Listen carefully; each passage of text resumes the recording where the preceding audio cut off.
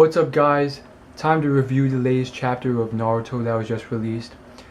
Honest to God reaction. Before I tell you though, I feel like a lot of people, at least in my experience, keep complaining that they want the series to end.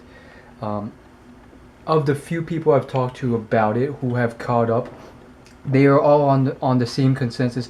Oh, they're dragging it out. Oh my goodness, it's going on and on. Man, it should end already. They're just playing it out too much. And that's the general consensus. And on top of that, people are saying, on average, that every single chapter is just average in terms of how good it was. Literally, what I've been getting pretty much when I say, hey, did you catch the latest chapter of Naruto, is it wasn't that good. And literally, they'll talk a little bit about it, but honestly, that's how it is. It's sort of stale. Now, why is this the case? Despite the chapters, constantly introducing all this new stuff with Kaguya and the interdimensional transportation and all that stuff, maybe it's just that people realize and sense that it's ending, and they feel like the author is definitely playing things out and trying to, imagine the most extravagant things to make the series end with a great big boom. Now that's what everyone else thinks. This is what I think, because I'm different. I think it's pretty decent, honestly, and I want this series to keep going on and on for at least as long as possible, because I enjoy doing reviews of the series. Ultimately, this video was to review the latest chapter, so let's get to it. This latest chapter really reveals a lot of different stuff, and I feel like one thing I do like is that whole this whole idea of literally tipping your hat to a alternate sort of reality, potentially an alternate manga / anime series. And this was first introduced when Kaguya was first revealed, and it was somewhat implied that she came from a different universe, a different place.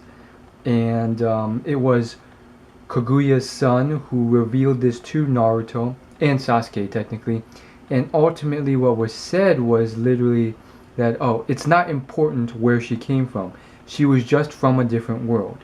So that in itself was sort of like the author of Naruto tipping his hat to different manga series. Not only different manga series, but just different stuff. And realizing that, hey, I realize that this microscopic world is just a small bit of what's out there. And it almost goes beyond manga and anime, but at the same time manga and anime have a lot of sci-fi in them, so technically the walls between black and white merge into a sort of gray.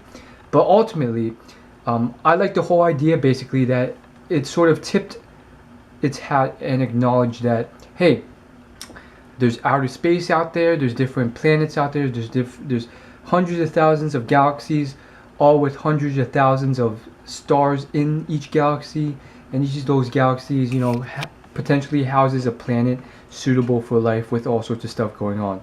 So Kaguya is some sort of potentially coming from a different species.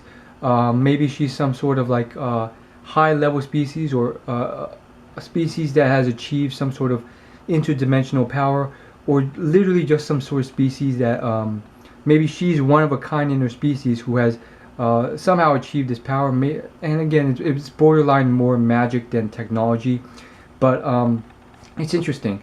And in this chapter, that's what I want to emphasize, because that's what I very much liked.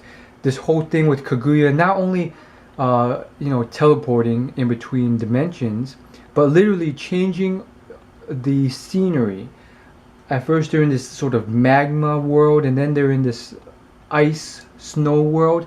And literally, like, what brings this whole thing together is once they were transported to that ice world, you could literally see a bunch of scenery. Like, sure, there was the ice and the snow caps and the icicles, and it was beautifully drawn. But you could literally see some sort of palace or some sort of elaborate mansion of some sort in the distance. It's very intricate and detailed and obvious, and because of that, like it's obvious in my opinion that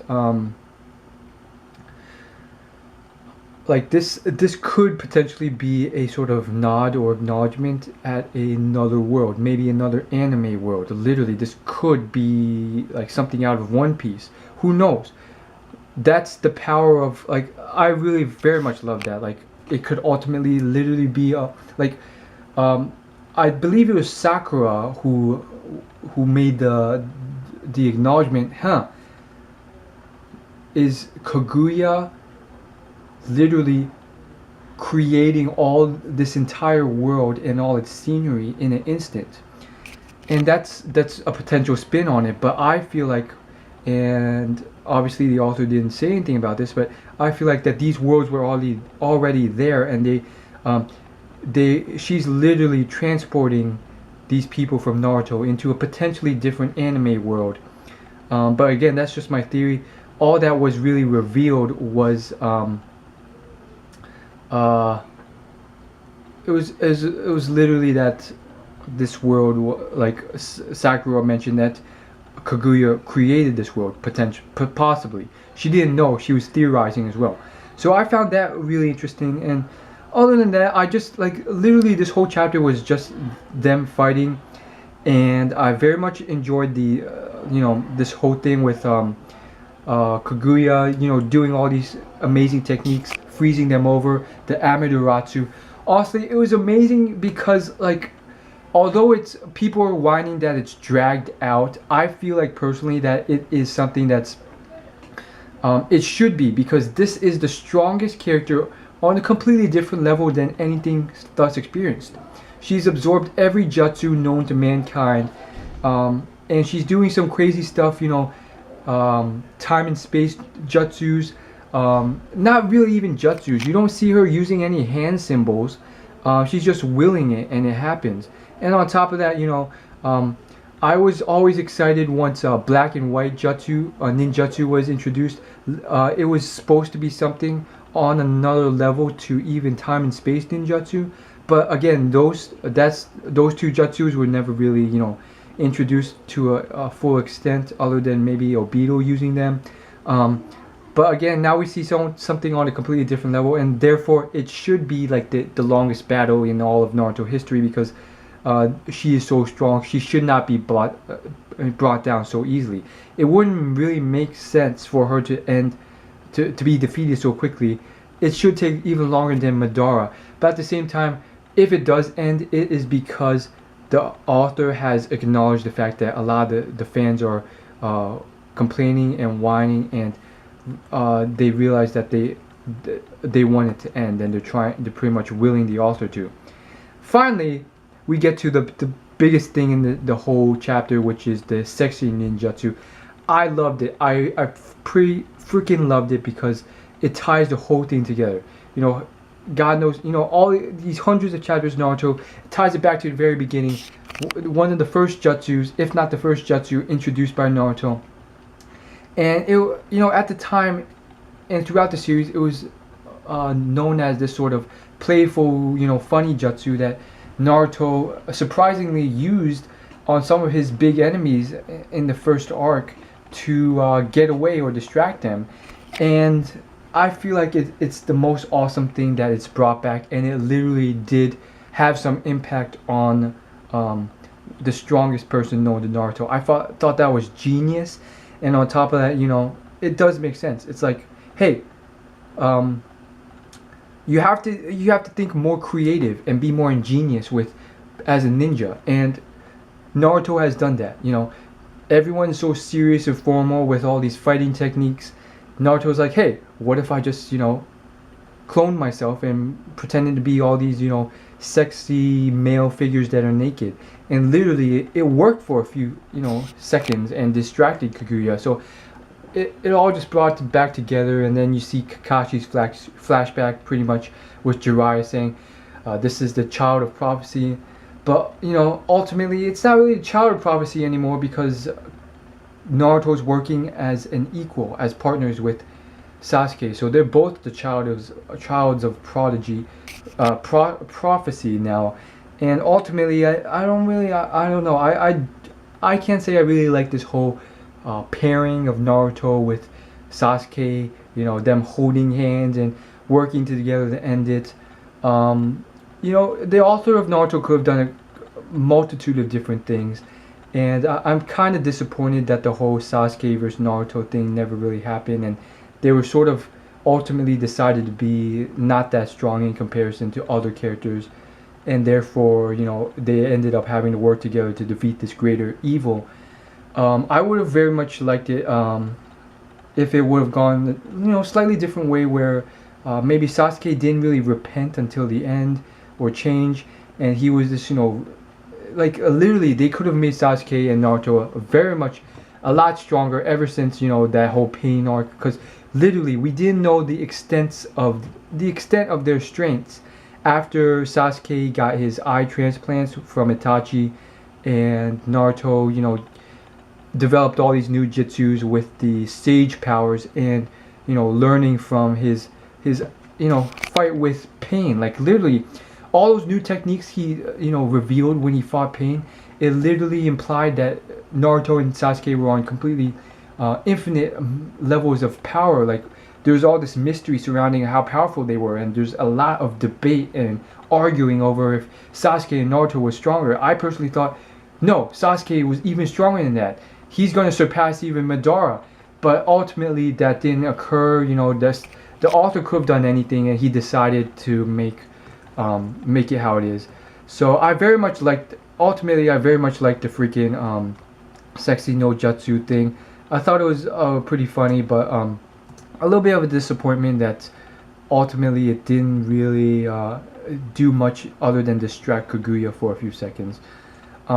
Again, there's all this stuff. Like literally, it reminds me so much of like Kaguya herself reminds me of something out of, I don't know, Inuyasha. Even though I only watched like freaking like the first like 10 chapters of Inuyasha or something like that.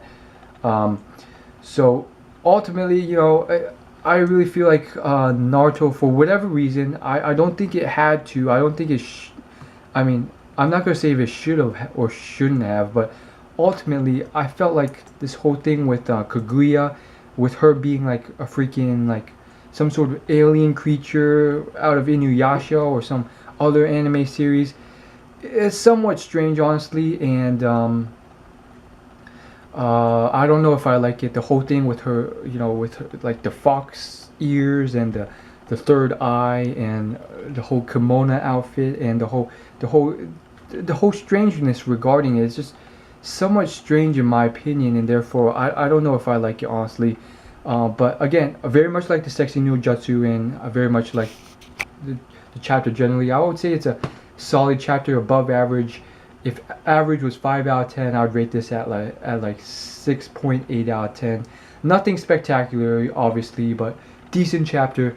Let me know your thoughts. Do you want it to end? Do you think it will end? I personally think this series will be running for at least another good 20 to 30 chapters at least.